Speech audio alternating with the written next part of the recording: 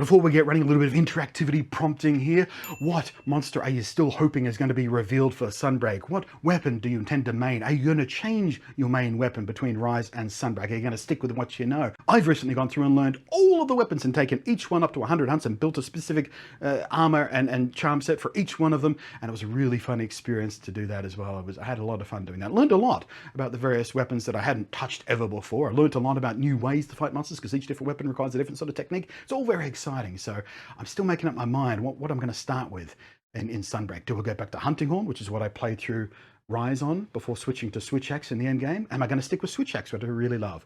Am I going to go to Charge Blade, which I'm just starting to find a love for, even though it's a very complicated weapon? Let me know in the down below.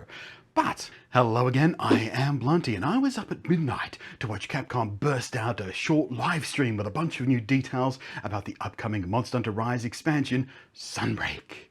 Well, I say live stream. It was actually a streamed broadcast of pre-prepared, pre-recorded presentations, so not live in the truest sense. And I only watched it live because my sleep schedule was all blocked up and I just happened to be awake at the right time. I intended to just watch it when I woke up in the morning, but it is what it is. The point is, there was some sweet, sweet info, and it marks the start of the next gear in the marketing push. From here on in, more and more smaller reveals will be coming through over the next 7 weeks leading up to launch. And aside from a whole bunch of the smaller stuff that I was quite excited about, there was an announcement of a few new monsters to the roster, one of whom was a flagship from an older game generation that seemed to have a large chunk of the old school player base all hyped up in chat and on social media. And for some reason, they were all calling him Steve, which weirded me out because before the stream I was in fact watching some old American Dad episodes. So yeah, every time I saw someone say Steve, I thought of that dork.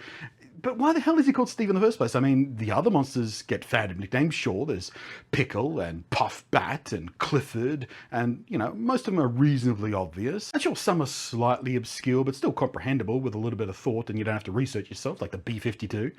But Steve? Where the heck does that come from? I wanted to know when I saw a bunch of other relative newcomers to this series, just as confused and as curious as I was, because Steve wasn't in World, which is where a lot of the player base jumped on board. So let's learn about Steve together. So Steve, also known as SEREGIOS, was the flagship monster of Monster Hunter 4 Ultimate in 2014, and last saw screen time in Monster Hunter Generations Ultimate in 2017. He was in a few games between those two as well. His nickname story isn't quite as weird or obscure or convoluted as you might imagine it is. It's actually pretty simple and kind of funny, but it does rely on a fairly committed fandom to the series for it to have spread at all.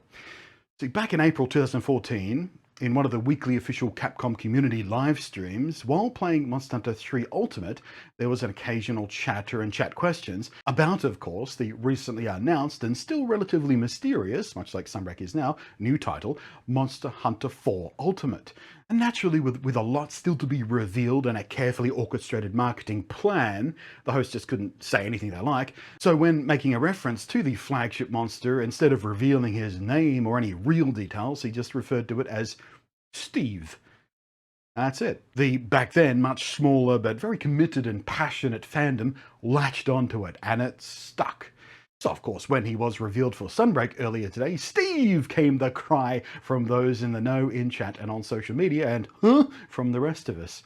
So, fun story, showing both Capcom's long-standing commitment to community involvement in Monster Hunter with weekly community streams, even back then, long before Monster Hunter World came onto the scene and made it a massive success and much greater impact in Western popularity alone, and of course, to the fandom's own tight-knit nature, allowing for the spread of in-jokes like this to persist even till today. How about some more SEREGIOS trivia, some Steve facts? The name SEREGIOS is compounded from a Latin word, sere, which means talon, and regius, the Latin term for royalty, so king of talons. And as he was designed as a fierce rival for Rathalos, a previous flagship monster, he was also given the os suffix to his name, and so we get SEREGIOS, king of talons, Zos. Steve to his friends and victims. His new description for Sunbreak reads, large flying wyverns with sharp scales called blade scales all over their bodies. SEREGIOS are well known as extremely territorial and belligerent creatures, often engaging in intense combat against other large monsters. Be especially careful when they launch their scales from their body. Belligerent. Man, I love that word. Bring on the belligerent knife-throwing monster. I'm all about it. In the research I was doing trying to find out why it was called Steve, I found out he also has a pin attack that instead of merely grabbing you and tossing you around and then throwing you aside like most other monsters do, it will actually target another hunter by throwing your beaten body right at your teammates. I really do hope they keep that in for Rise, because that's funny as hell, just seeing another hunter screaming towards you in the middle of battle. Additionally, he can also cause the bleed status with its thrown scales, marking bleed status's first entry into Rise. In World, I remember bleed kicking my ass because the way to recover from it is to just stand still somewhere for quite some time, making you an extremely easy target. It was quite the challenge to find enough space and safety to heal from bleed, especially with the extreme speed and ferocity of the first monster that I discovered could give me bleed, old Clifford back there. The weapons you can craft from Steve have a unique gimmick too, being tied to his whole deal of being sort of super pointy and sharp. The SEREGIOS weapons sharpen themselves as you dodge roll, or if you're using a bow gun, it reloads as you roll, or if you're using a bow, which doesn't of course need sharpening or reloading in the same way bow guns do, instead it gets power coating added to the top of close range coatings, which if it's maintained in Rise should make for some really fun high risk, close range, high DPS bow playstyles, and I'm pretty excited for that too. And in an additional gimmick, while fighting Steve, as you break his parts, his head, his wings, his legs, all being able to be broken, his projectile scales do less damage and have a lower chance to inflict bleed status.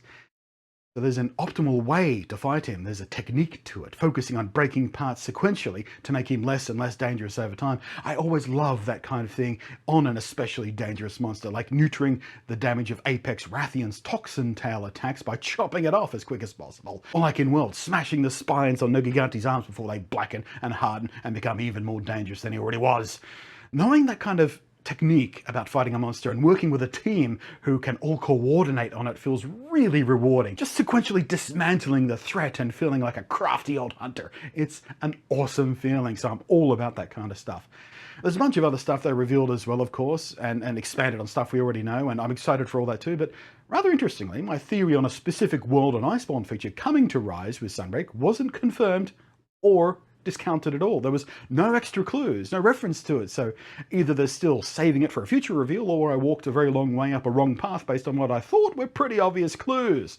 Shrug, more wait and see on that one, I suppose. I'm not wrong yet. Anyway, thanks for watching.